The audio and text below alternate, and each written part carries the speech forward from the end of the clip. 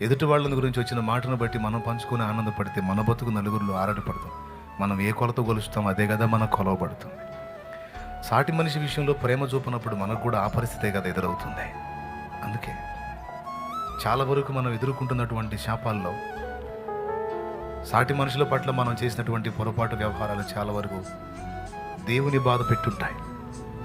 అది మనకు అర్థం కావడానికి కొన్ని రకాల పరిస్థితులు మన బ్రతుకులు అనుమతిస్తాడు ఆయన. దానికోసం ఏ విధంగానైనా నీకు పరిస్థితులు అనుమతించవచ్చు.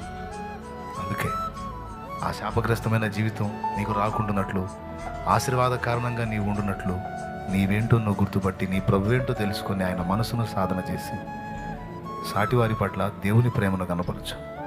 సాటి మనుషుల్ని అవకాశం ఉన్నంత వరకు అర్థం చేసుకోవడానికి ప్రయత్నించు. కక్ష చేత, వృధాతిశయము చేత ఇతరుల మీద అతిశయపడి, మిడిసిపడి, ఊపొంగి అందరికంటే నేను గొప్ప అన్నట్టుగా అడుగులు వేయకు.